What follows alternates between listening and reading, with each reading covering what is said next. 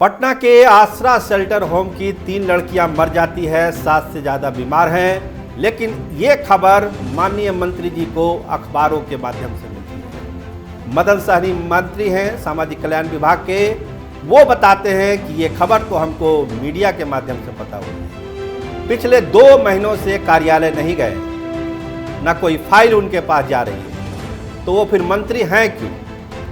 कल कैबिनेट की बैठक हुई, कल कैबिनेट की बैठक में भी मदन सहनी नहीं थे।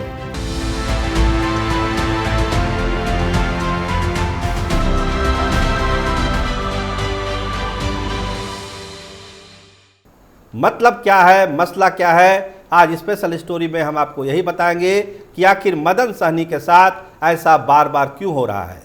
आपको ध्यान होगा, अतुल प्रसाद जब एसीएस थे समाज कल्याण विभाग के, उस समय भी मदन सहनी के साथ उनका विवाद हुआ था और उस समय तो नौबत इस्तीफे की आ गई।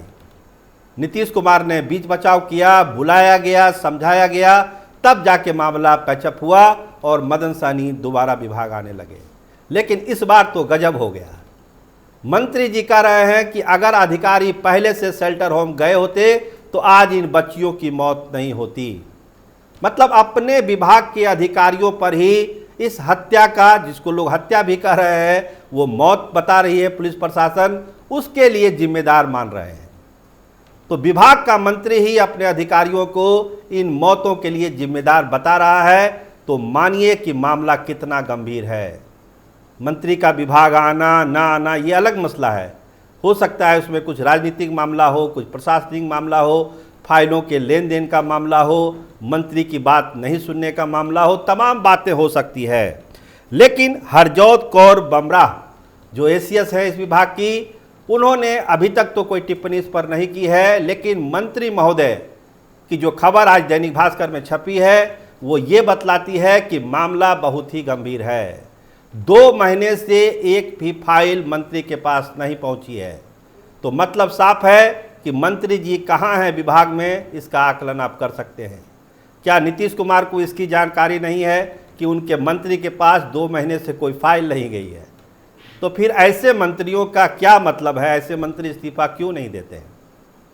केवल नाम के जो मंत्री बने हुए हैं, देखिए कहा जाता है, जो चर्चा होती है सत्ता के गलियारों में, कि सरकार में तो नौकरशाही की चलती है, मंत्रियों की तो कोई हैसियत है ही नहीं।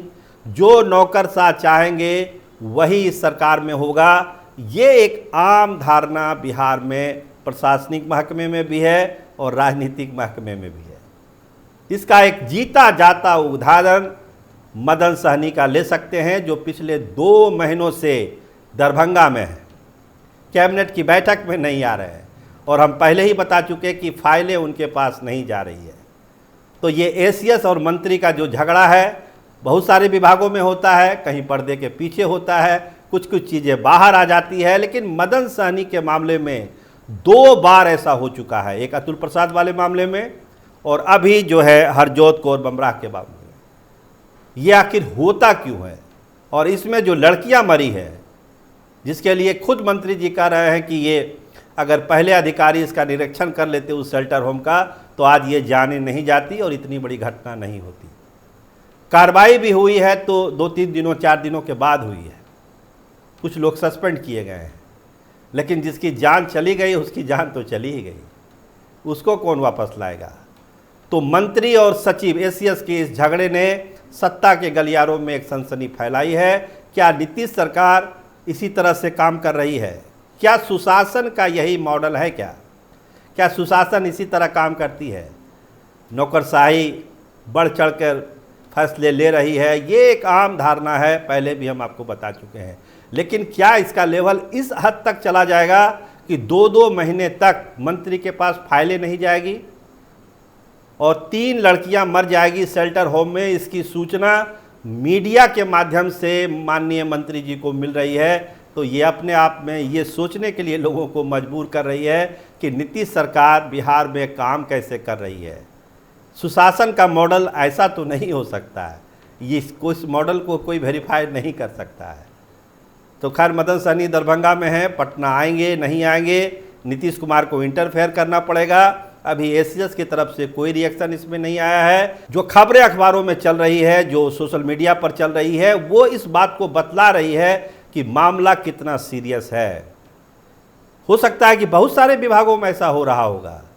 मदन सहनी के विभाग का मामला पब्लिक हो गया, क्योंकि मंत्री जी ने खुद कह दिया कि हमारे पास फाइल नहीं आती, हमारी बात कोई नहीं सुन रहा है, मैं 2 महीने से दरभंगा में हूँ, तमाम चीज़ें।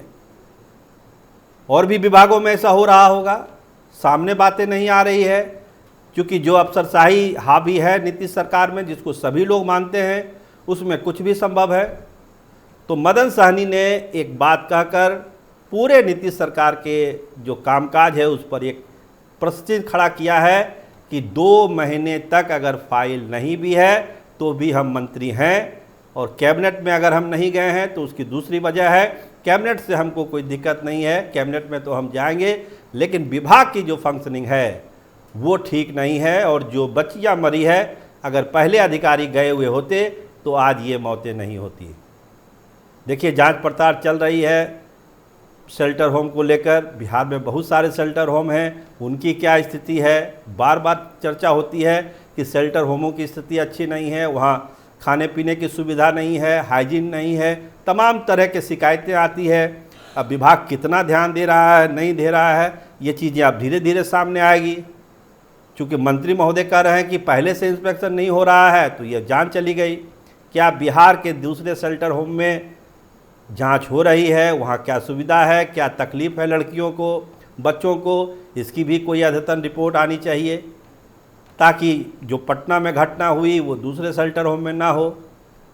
क्योंकि फूड पॉइजनिंग से 3-3 लोगों की जान चली जाना, आज के ज़माने में जब हेल्थ डिपार्टमेंट इतना डेवलप कर चुका है, बात कुछ पचने वाली है नहीं। विषाक्त भोजन से लोग बीमार हो जाते हैं, 2-3 दिन में ठीक हो जाते हैं, इसका मतलब कि प्रॉपर ट्रीटमेंट नहीं हुआ उन लड़कियों का। अगर समय पर प्रॉपर ट्रीटमेंट हो गया होता तो वो जान बचाई जा सकती थी। तो यहाँ तो एसीएस और मंत्री के बीच के झगड़े में ही सब चीज़ उलझा हुआ है समाज कल्याण विभाग में। अब देखिए नीतीश कुमार इस पर क्या संज्ञान लेते हैं, क्या जवाब तलब करते हैं, या फिर कोई पंचायती होती है और एसीएस और मंत्री के बीच जो है सब सुलह सफाई होती है, ये अलग मसला है। लेकिन मंत्री महोदय ने एक बात कहकर पूरे मामले को बहुत गंभीर कर दिया कि मंत्री के अधिकारी नहीं सुनते हैं। आप देखते रहिए कैपिटल टीवी बिहार। आपका बहुत धन्यवाद, आपका बहुत बहुत शुक्रिया।